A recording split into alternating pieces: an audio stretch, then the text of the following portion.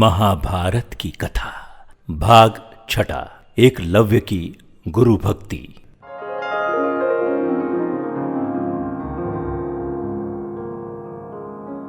एकलव्य महाभारत का एक पात्र है।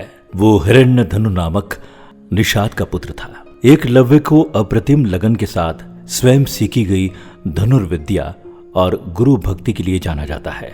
पिता की मृत्यु के बाद वो श्रृंगबेर राज्य का शासक बना। अमात्य परिषद की मंत्रणा से उसने न केवल अपने राज्य का संचालन करना बल्कि निषाद भीलों की एक सशक्त सेना और नौसेना गठित करके अपने राज्य की सीमाओं का विस्तार किया। महाभारत में वर्णित कथा के अनुसार एकलव्य धनुर्विद्या सीखने के उद्देश्य से द्रोणाचार्य के आश्रम में आया, किंतु निषाद पुत्र होने के कारण द्रोणाचार्य ने उसे अपना शिष्य बनाना स्वीकार नहीं किया। निराश होकर एकलव्य वन में चला गया। उसने द्रोणाचार्य की एक मूर्ति बनाई और उस मूर्ति को गुरु मानकर धनुर्विद्या का अभ्यास करने लगा। एकाग्र चित्त से साधना करते हुए अल्पकाल में ही वो धनुर्विद्या में अत्यंत निपुण हो गया।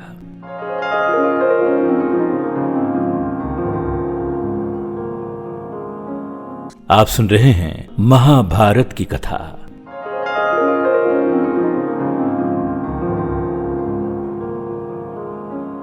एक दिन पांडव तथा कौरव राजकुमार गुरु द्रोण के साथ आखेट के लिए उसी वन में गए जहां पर एकलव्य आश्रम बनाकर धनुर्विद्या का अभ्यास कर रहा था। राजकुमारों का कुत्ता भटक कर एकलव्य के आश्रम में जा पहुंचा। एकलव्य को देखकर वो भौंकने लगा। कुत्ते के भौंकने से एकलव्य की साधना में बाधा पड़ रही थी, अतः उसने अपने बाणों से कुत्ते का मुंह बंद कर दिया। एकलव्य ने इस कौशल से बाण चलाए कि कुत्ते को किसी प्रकार की चोट नहीं लगी।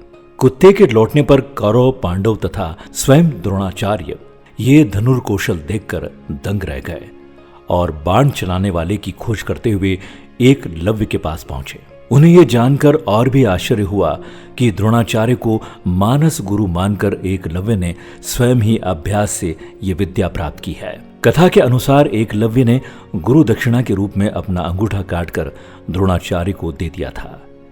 इसका एक सांकेतिक अर्थ यह भी हो सकता है कि एकलव्य को अति मेधावी जानकर द्रोणाचार्य ने उसे बिना अंगूठे के धनुष चलाने की विशेष विद्या का दान दिया हो। कहते हैं कि अंगूठा कट जाने के बाद एकलव्य ने तर्जनी और मध्यमा उंगली का प्रयोग कर तीर चलाने लगा। यहीं से तीरंदाजी करने के आधुनिक तरीके का जन्म हुआ।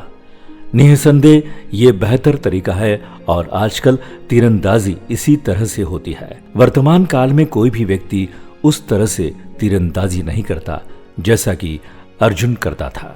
आप सुन रहे थे महाभारत की कथा। अगले एपिसोड में आप सुनेंगे लक्षाग्रह षड्यंत्र। सुनते रहिए आरजे प्रभाकर मोरे के साथ।